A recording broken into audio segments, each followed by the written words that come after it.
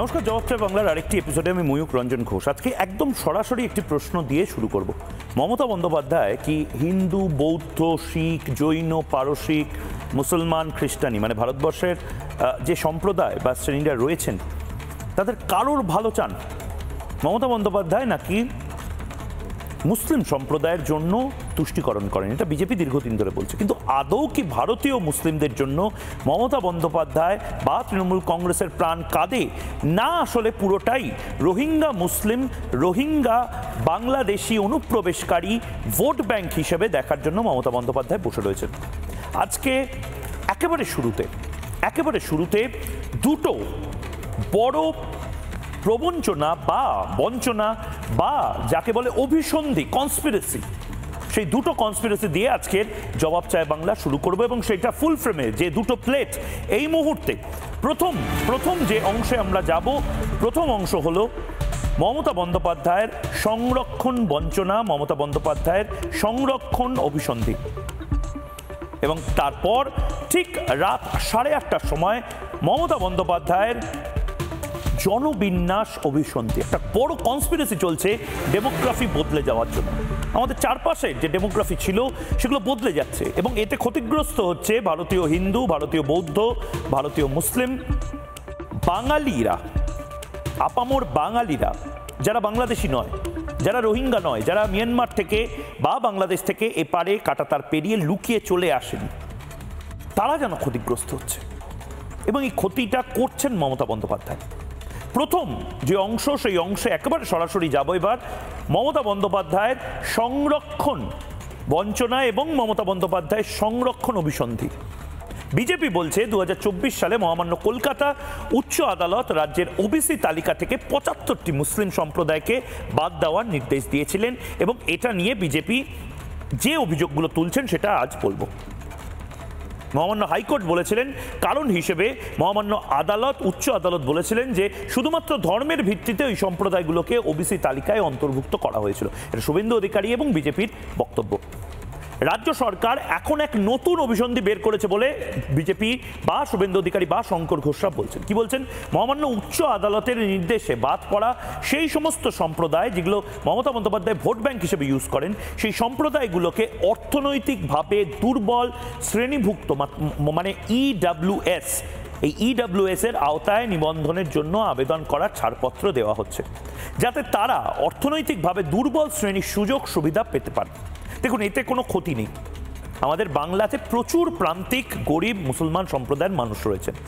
আমি ওয়াকফের আন্দোলনের সময়ও বলেছিলাম 1% মুসলিম সম্প্রদায়ের 1% তারা যাবতীয় রসদ, যাবতীয় জমি, টাকা পয়সা সব কিছুর অধিকারী হচ্ছে, এবং বহু সংখ্যালঘু পরিবার আছেন যারা তাদের খুশির পরবগুলোতে দুবেলা ভালো করে খেতে পর্যন্ত পান না। ফল প্রচণ্ড দামি হয়ে যায়, সেই সময় ফলটা পর্যন্ত কিনে এনে নিজেদের রোজা ভাঙতে পারে না। এটা হয়, এতে কোনো ক্ষতি নেই। কিন্তু মজাটা হচ্ছে মমতা বন্দ্যোপাধ্যায় আসলে প্রকৃত অর্থে, ভালো করে বুঝুন কোথায় বাংলার মানুষের সমস্যা হচ্ছে, প্রকৃত অর্থে জেনারেল ক্যাটাগরির অর্থনৈতিকভাবে দুর্বল যারা, এই পরিকাঠামোর সুবিধাভোগী, তাদের কোটায় ভাগ বসাচ্ছে। যেভাবে রোহিঙ্গারা ভাগ বসাচ্ছে ভারতীয় সংখ্যালঘু যারা, তাদের কোটায়। মমতা সরকারের এই পদক্ষেপ সম্পূর্ণভাবে সংবিধানের পরিপন্থী বলে বিজেপি মনে করছে। আজ এটা নিয়ে প্রথম বিতর্ক, এবং এটা বোঝার বিষয় আছে যে মমতা বন্দ্যোপাধ্যায় সত্যি এই ভয়ঙ্কর কনস্পিরেসিটা করছেন কিনা শুধুমাত্র ভোট ব্যাংকের জন্য। মমতা বন্দ্যোপাধ্যায় এবার রিজার্ভেশন বা সংরক্ষণের যে দীর্ঘদিনের প্রথা আছে তাতে নিজের সুবিধা ভোগ করা একেবারে নির্দিষ্টভাবে ভোট ব্যাংকের জন্য, তার কোনো একটা কনস্পিরেসি করছেন কিনা, একটা প্রতিবেদন এবং তারপর সরাসরি বিতর্কে।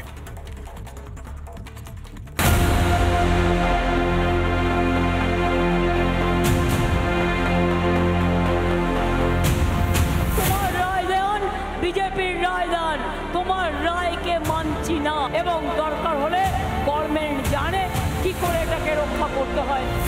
ওবিসি সংরক্ষণের নামে সংখ্যালঘু তোষণ, কিন্তু তৃণমূল থুরি। মমতা বন্দ্যোপাধ্যায়ের পরিকল্পনায় জল ঢেলে দিল খোদ সুপ্রিম কোর্ট। মমতা বন্দ্যোপাধ্যায় অবশ্য আইন আদালত মানেন না। সুপ্রিম কোর্টে ধাক্কা খাওয়ার পর নতুন করে ওবিসির তালিকা প্রকাশ করে রাজ্য সরকার, কিন্তু সেখানেও বিস্তর গরমিল ধরা পড়ে। নতুন তালিকায় মোট 140টি জনজাতিকে ওবিসির আওতাভুক্ত করা হয়েছে। তাতে আগে থাকা 66টি জনজাতির সংখ্যা কমিয়ে 64 করা হয়েছে। নতুন করে 76টি জনজাতিকে অন্তর্ভুক্ত করা হয়েছে এই তালিকায়। 15 লক্ষ বিজেপির কাস্ট সার্টিফিকেট ক্যান্সেল ওবিসির।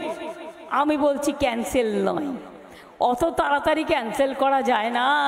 এটা নিয়ে আমরা করেছি অনেক কষ্ট করে, মানুষ অনেক কষ্ট করে করেছে। তোমায় বিজেপি বলেছে আর তোমার রায় দেন, বিজেপির রায় দেন, তোমার রায়কে মানছি না। কিন্তু আসল গল্পটা অন্য জায়গায়।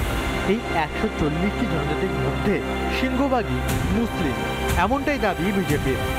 ওবিসি সংরক্ষণের নামে মমতা ফের তোষণের খেলায় মেতেছেন বলে অভিযোগ পদ্ম শিবিরের। আপনি কোন কোন মুসলিম কমিউনিটিকে ইডব্লিউএস এ প্রেয়ার করতে বলছেন তার তালিকা আমি আজকে পেয়েছি। আমি কাউকে ছাড়ছে না, কোথাও ছাড়ছে না। যে মুসলমানদের ওবিসি করতে পারেননি ইডব্লিউএস এ ঢোকাচ্ছে। এত কিছু করেও কিন্তু পার পেরেন না মমতা বন্দ্যোপাধ্যায়। আদালতে ফের ধাক্কা। রাজ্যের ওবিসি সংরক্ষণ সংক্রান্ত বিজ্ঞপ্তির ওপর স্থগিতাদেশ দিয়েছে কলকাতা হাইকোর্ট। কিন্তু যেখানে তোষণের বিষয় সেখানে দমবে না তৃণমূল কংগ্রেস।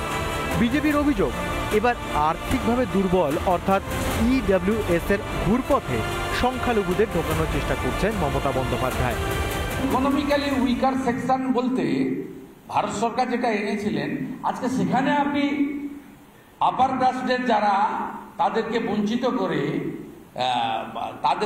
করে সেখানে আপনি যেহেতু ওবিসিতে করতে পারেননি, আপনি সেখানে ঢোকাচ্ছেন।